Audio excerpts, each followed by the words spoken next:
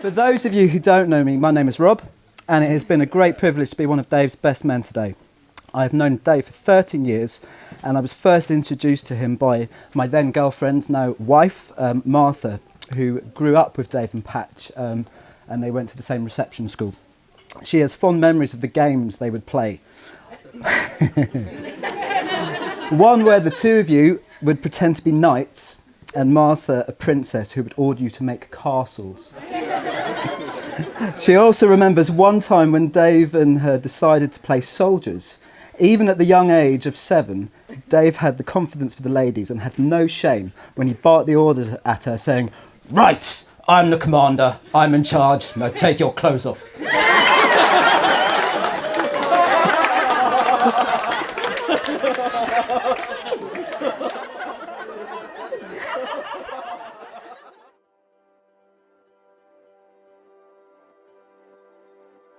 Dave and Caroline first met when they were about 17. Caroline was chaperoning Lisa on a date with one of Dave's good friends. And Dave was part of his friend's entourage. Like all good teenage dates, the group ended up in a park in Eastcote.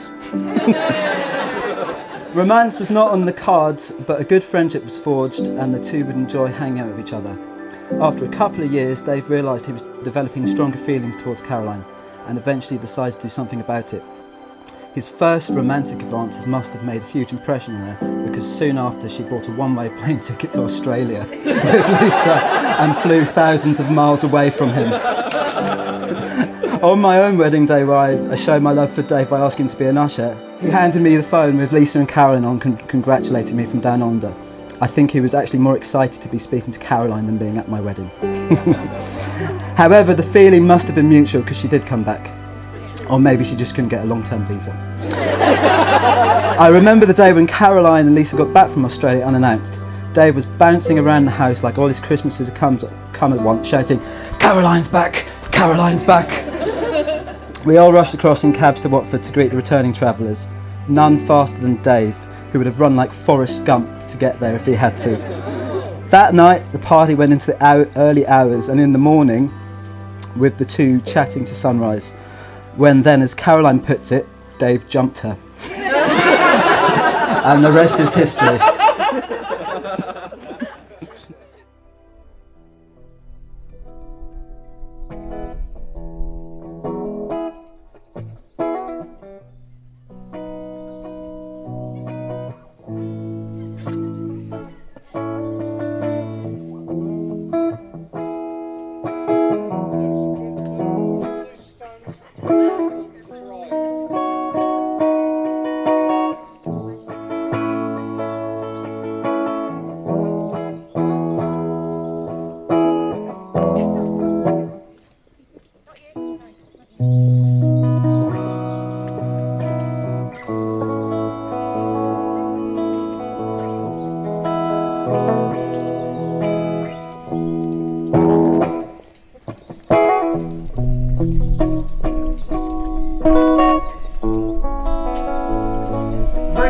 Ladies and gentlemen, and welcome to Little Quarme Cottages on this very special day for Caroline and David.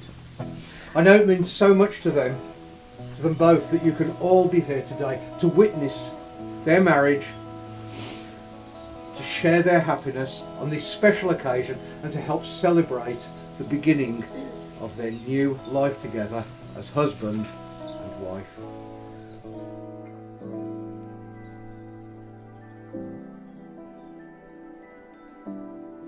Caroline, you are my best friend.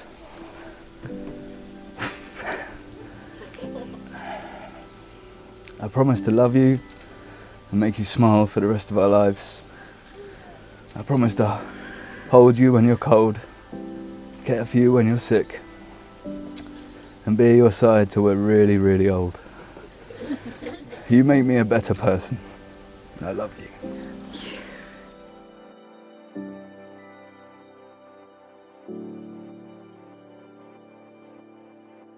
Dave, my best friend, my love, I promise to give you my love and friendship, to respect you and be faithful to you always. I promise to love and support you in all you do and stand strong by your side, regardless of the obstacles we face together. Love you. David and Caroline, you have now made the declarations required by law, and you have made solemn and binding promises to one another in the presence of your witnesses, family and friends. May you treasure this trust and responsibility.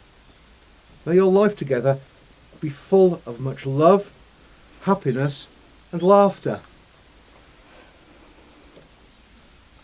It gives me great pleasure to declare that you are now husband and wife. Congratulations. Thank you. I love you. You did so well, baby. You did so well. You look You did amazing. so well. You look amazing. You look lovely. No.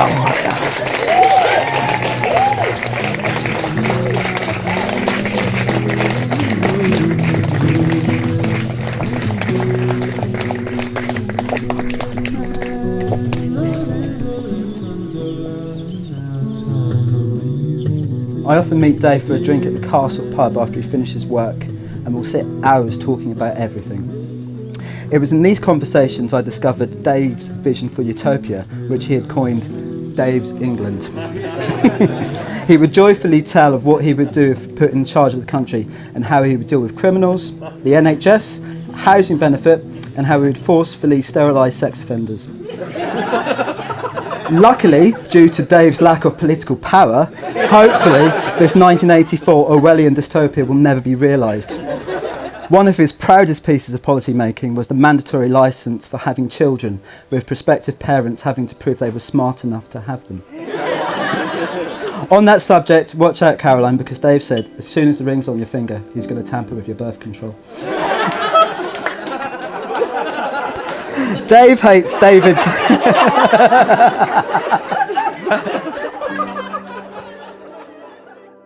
Dave hates David Cameron, and also hates the fact at one point he tried to call himself Dave with his Call Me Dave press strategy. I don't know why he hates Cameron so much. After all, they say they share similar ideologies, and it was Mr. Cameron who encouraged people to hug a hoodie. I'm glad that one went down. That was my best one, thank you. And let us not all forget David's proudest piece of philosophy, where he keeps on telling us Dave is not just a name, it's a way of life.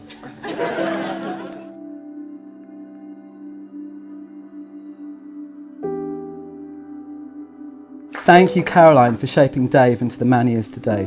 Your effect on him is easily seen. This raw, passionate man, I believe, has benefited greatly from your personality, and the happiness you bring to him is obvious to anyone who knows him.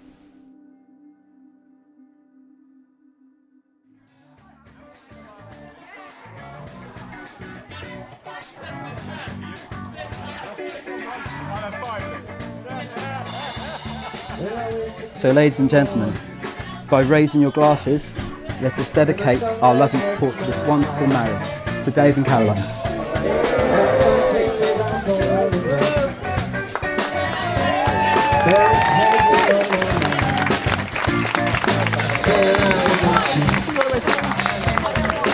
And the walls are